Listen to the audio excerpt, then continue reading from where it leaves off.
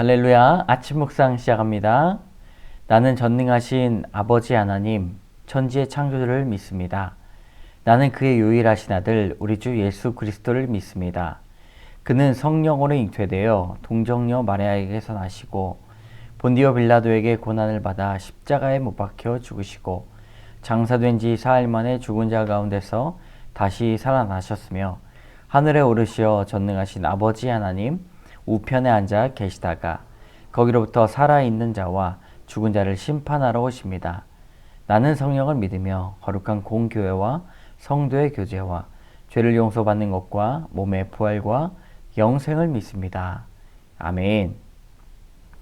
우리 565장 예수께로 가면 함께 찬양하겠습니다. 예수께로 가면 나는 기뻐요.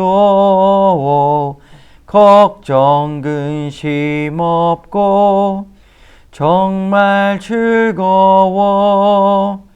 예수께로 가면 나는 기뻐요. 나와 같은 아이 부르셨어요.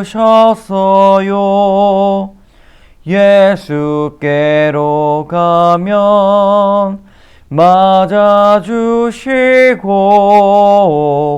나를 사랑하사 용서하셔요.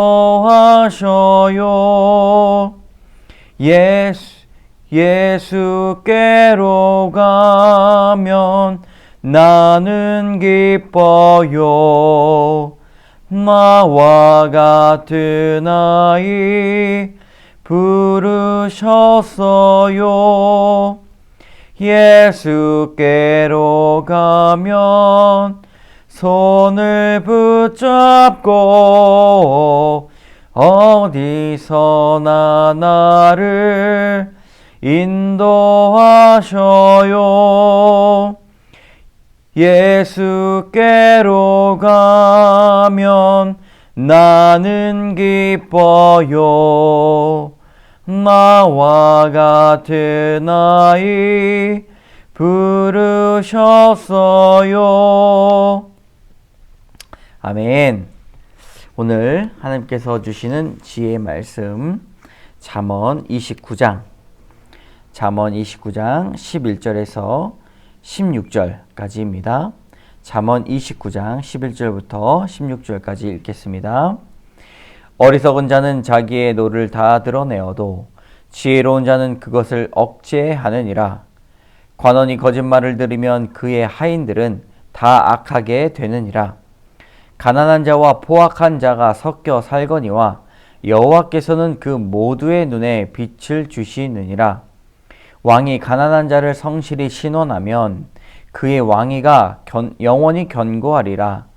채찍과 꾸지람이 지혜를 주거늘 임의로 행하게 버려둔 자식은 어미를 욕되게 하느니라. 악인이 많아지면 죄도 많아지나니 의인은 그들의 망함을 보리라. 아멘.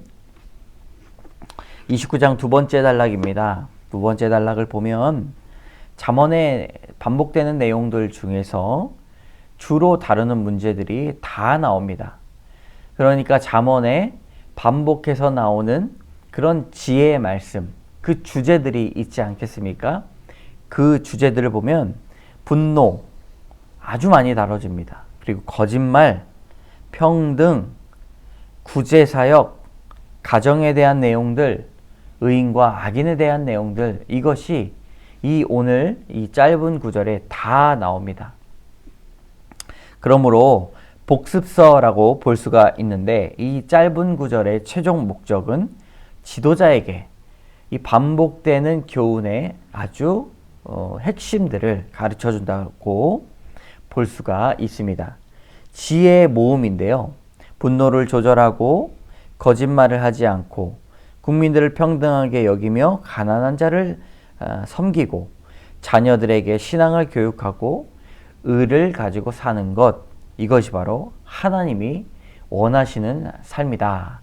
그러므로 꼭 지혜자들이 꼭 갖추고 있어야 될 지혜의 모습이다 라는 것이죠. 오늘 말씀은 몇 번 쭉 계속해서 묵상해 보면 이런 주제들이 눈에 확 들어오게 됩니다. 잠언을 많이 읽었을 때 얻게 되는 그런 현상들이죠. 오늘 두 가지로 나누고자 합니다. 첫 번째 교훈은요, 잠잠히 있으라. 11절의 말씀, 어리석은 자는 자기의 노를 다 드러내어도 지혜로운 자는 그것을 억제하느니라. 분노를 다루고 있습니다. 지도자에게 이 분노를 다스리는 것이 반드시 필요하다는 것이죠. 순간적인 화를 제어하고 컨트롤하는 것은 누구에게나 어려운 일입니다. 지혜로운 자는 이거 화를 억제한다라고 말을 하는데, 이 억제하다라는 동사를 잘 살펴보면 잠잠하게 여긴다, 잠잠하게 한다 라고 볼 수가 있습니다. 그러므로 우리는 화를 어떻게 억제해야 합니까? 바로 말을 잠시 하지 않고 잠잠하게 있는 모습으로 이 분노를 조절할 수 있다는 것이죠. 그렇게 되면 실수를 최소한으로 줄일 수가 있고 다른 사람들에게 실수를 하지 않게 됩니다. 순간적으로 화가 치밀어 오를 때 잠언의 말씀이 우리의 교훈되어서 때로는 말을 줄이고 잠잠하여 잠시 대화를 보류하여 이성적으로 생각할 시간을 갖게 하는 것, 이것이 바로 지혜자의 모습이라고 볼 수가 있습니다. 말로는 쉽지만 물론 행하는 것이 어려워요. 그러나 여러분, 이럴 때 이 잠언의 말씀이 문득 떠오를 수 있도록 여러분 잠언을 계속해서 묵상해 보시고 또 그런 상황이 되었을 때 말씀을 따라 도전해 보면 좋겠습니다. 우리 두 번째 교훈입니다. 두 가지로 행하라. 14절 15절의 말씀입니다. 왕이 가난한 자를 성실히 신원하면 그의 왕위가 영원히 견고하리라. 채찍과 꾸지람이 지혜를 주거늘 임의로 행하게 버려둔 자식은 어미를 욕되게 하느니라. 각각 다른 주제를 말하고 있는 것 같지만 우리는 하나 변화라는 단어로, 변화라는 주제로 오늘 14절 15절의 말씀을 구분해 볼 수가 있습니다. 여러분, 외적인 변화와 내적인 행동 변화가, 이 두 가지가 지혜자에게 나타나는 그런 열매입니다. 그러므로 예를 들어서 내적인 변화는 우리가 게으름이 사라진다거나 분노를 잠잠하게 한다거나 아니면 말을 하는 것이 조금 유순해진다거나, 이것이 바로 내적 변화이죠. 두 번째로는 외적인 행동 변화가 있습니다. 그러니까 지혜를 품는 자는 어쨌든 행동이 변한다는 것이죠. 오늘 14절 15절에는요 이 외적인 변화에 초점을 맞추고 있습니다. 14절은 바로 가난한 자를 섬기는 것입니다. 가난한 자에게 어떻게 행할 것인가? 지혜를 얻은 자들은 이 가난한 자를 바라보는 시선이 달라진다는 것이죠. 가난한 자를 더욱더 긍휼하게 여긴다거나 자신의 호주머니 상황에 따라서 그들을 도울 수도 있고, 때로는 함께 눈물을 흘리면서 그들의 아픔을 안아줄 수 있는 것, 이것이 바로 지혜자의 행동 변화의 첫 번째입니다. 지혜를 얻음으로 그것들을 행할 수 있지만 지혜를 원하는 사람은 반드시 가난한 자에 대한 생각과 마음과 행동이 변화되어야 합니다. 그리고 두 번째 외적인 행동 변화는 바로 가정교육입니다. 15절에 채찍과 꾸지람이 지혜를 준다 말씀하고 있습니다. 그러므로 자식을 올바르게 신앙으로 가르치는 것, 지혜로 가르치는 것이 이 지혜자에게 나타나는 행동 변화라고 볼 수가 있죠. 그저 자기 자식을 사랑으로, 일방적인 사랑으로, 맹목적인 사랑으로 키우는 것이 아니라 하나님의 사람으로 키우고 지혜의 모습으로 삶을 살아갈 수 있도록 동역자로 그렇게 가르치는 것이 매우 중요하다고 오늘 말씀을 하고 있습니다.